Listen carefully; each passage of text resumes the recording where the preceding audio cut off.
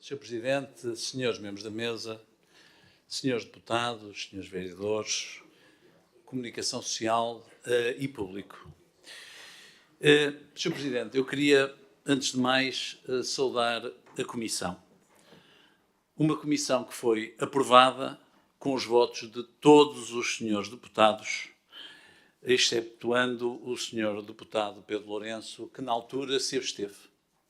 É bom recordar isso.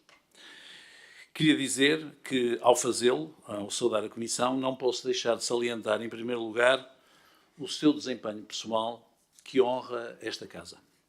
E, naturalmente, os serviços que, com certeza, terão feito tudo aquilo que estava ao seu alcance para servir esta Casa. Relativamente às conclusões do relatório e às suas recomendações, queria assegurar à Assembleia Municipal e todos os portuenses que as aceito e que as irei cumprir. Faço por respeito a este órgão autárquico e também por firme convicção. Queria dizer ao senhor deputado Pedro Lourenço que, se falo no fim, é exatamente por respeito a este órgão autárquico. E queria lhe dizer, sabe, que os discursos de Torquemada, falando de polícia e de tribunais, não devem assustar quem exerce o poder democrático. Não deve assustar o poder democrático. Entre Torquemadas e Trotskis são coisas que o poder democrático não deve temer, não deve recear.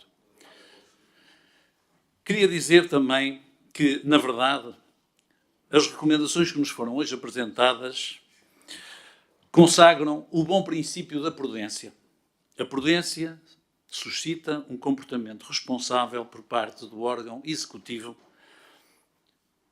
uma prudência que tem estado sempre presente na nossa atuação neste caso. De facto, não existe qualquer evidência de que tenham existido atos nulos ou ilegais passíveis de alterar a atuação do município. Todos os pareceres que fazem parte do processo, aqueles que encontramos à nossa chegada e instruíram atos anteriores, e os que nos últimos anos pedimos, informam sobre a legalidade dos atos deste e dos anteriores executivos. Ao invés, não existe um único parecer jurídico que indique pela ilegalidade de qualquer ato. Como parecer jurídico, não entendo, naturalmente, os posts e os insultos no Facebook, declarações ou cartas abertas misturando o que não é misturável no período de antes da ordem do dia de reuniões e assembleias, artigos opinativos nos jornais ou em conferências de imprensa onde se atira a pedra e se esconde a mão, e onde se invoca a inexistência de pareceres que, afinal, quando foram pedidos pela Comissão, não existiam. Quanto aos atos dos vereadores, dos meus ou de executivos passados, não se aflige a senhora deputada do PSD, dos meus ou de executivos passados, o relatório é claro. E repito, todos os pareceres jurídicos existentes à data também são claros.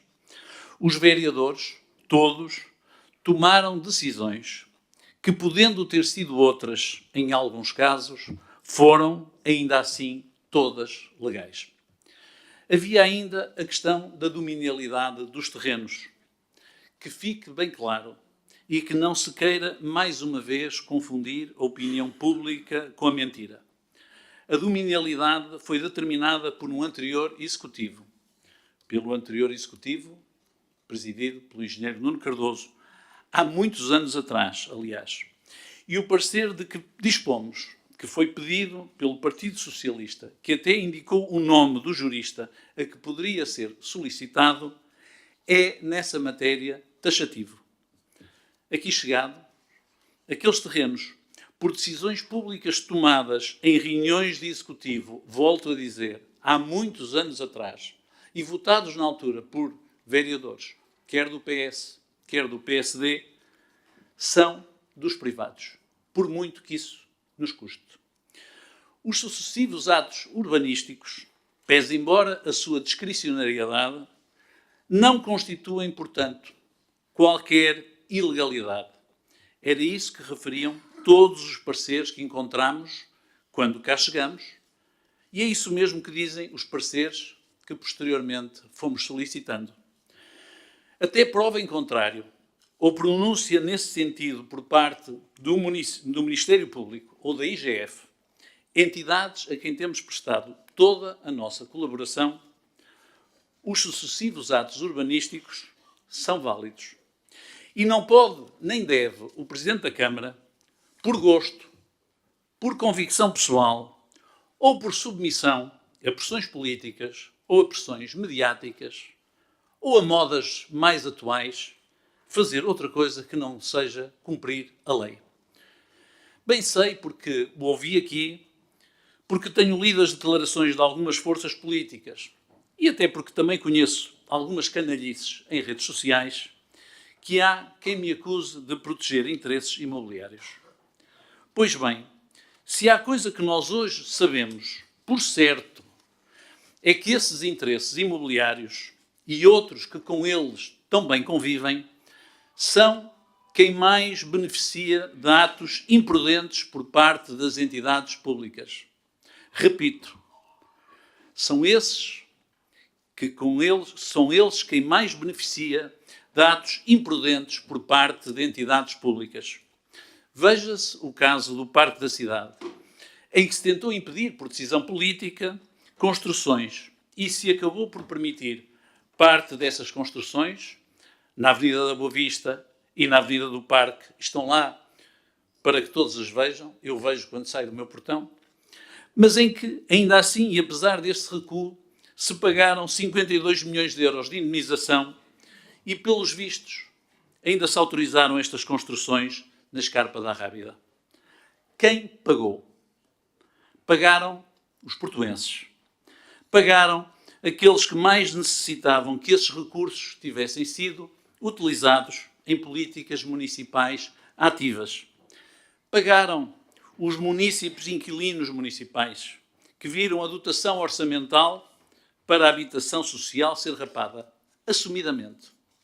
Pagaram os consumidores de água, que viram as tarifas subir, ao passo que se retiravam 10 milhões de euros do capital da empresa municipal, também assumidamente, para pagar essas indemnizações. Tenho a perfeita consciência que para alguns senhores deputados e para algumas pessoas que vão sendo infectadas por uma campanha negra alimentada em fóruns mais ou menos anónimos, eu deveria, mesmo ao arrepio da lei e do direito, decretar o embargo da obra em curso. Também sei que a consequência desse ato só teria repercussão daqui a muitos e muitos anos.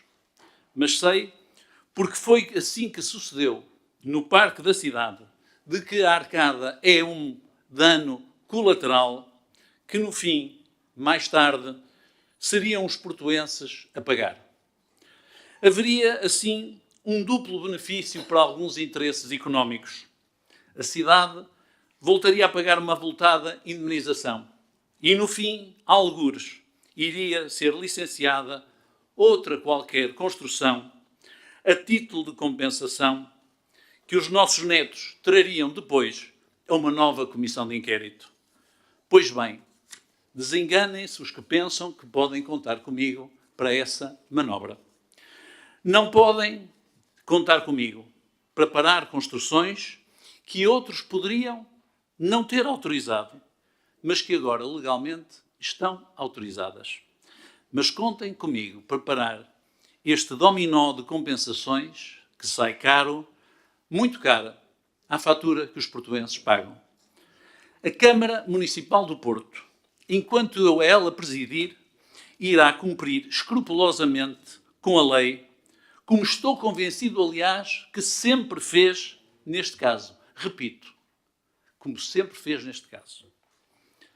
E se porventura o Ministério Público ou um tribunal vier a declarar que existiram nulidades, então sim, continuaremos a cumprir a lei e atuaremos em conformidade. A todo o momento o poderemos fazer e faremos naturalmente, sem contemplações. Os proprietários do misterioso parecer que não conhecemos têm, aliás, um remédio simples. ainda que ele exija a coragem que até hoje nunca tiveram. Podem solicitar à Justiça, invocando que tome medidas cautelares. Nunca o fizeram. Nenhum tribunal até hoje as decretou. Não, senhores deputados, não irei incumprir com a lei, seja por atos, seja por omissões. Porque sei que, no fim, serão os portuenses sempre a pagar esses aventureirismos, quando nós já cá não estivermos. Retribuo e devolvo algumas acusações da mesma forma e da mesma moeda. É provável que alguns dos que hoje querem que a Câmara cometa um ato ilegal estejam, afinal, ao serviço de interesses financeiros, os tais que, no fim, ganham indemnizações gigantescas contra a Câmara. Tenho igual direito de o dizer. Não contem comigo para isso. Não tentem alistar-me na política do truque fácil. Não gosto daquela construção naquele local. Preferia, já o disse, que a escarpa ficasse à vista. Rio-me de quem lhe chama de forma soez num blog ou num Facebook e que depois aqui se ri também o prédio do Moreira.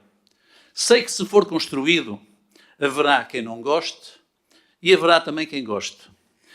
E tenho a ideia que se for construído ninguém esquecerá quem o viabilizou e poderia não o ter viabilizado, porque hoje isso ficou claro. Nem esquecerá quem desenhou a solução, porque os desenhos existem. O que é certo é que se a decisão for minha, os portuenses não vão pagar dezenas de milhões de euros de indemnização, como não pagarão o ouro, como não pagarão no centro comercial do Bom Sucesso, como não pagarão noutros casos antigos que tentámos e conseguimos resolver a bem da cidade, no local próprio e não no Facebook.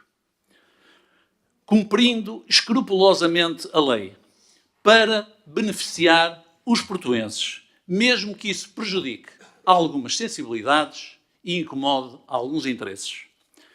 Perante as novas formas de fazer comunicação política, usando da faculdade da gratuita queixa anónima junto da Justiça, para se invocar que existe um processo e que alguém o investiga, perante a insídia lançada nas redes sociais e em notícias plantadas, perante a cobardia que representa a complexidade de processos desta natureza, resta-nos, Sr. Presidente, senhores deputados da Assembleia Municipal do Porto, senhores munícipes, resta-nos a democracia.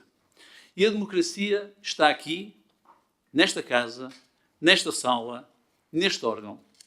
Estou muito à vontade com isso, porque aqui, sem os partidos, não tenho, nem nunca tive, a maioria. Não deixa de ser muito significativo que neste, como em outros casos, tenha sido ainda assim o nosso movimento, aqui representado, a querer discutir no órgão fiscalizador o que lhe cabe discutir. A oportunidade e a legalidade dos atos públicos e dos atos políticos. Muito obrigado.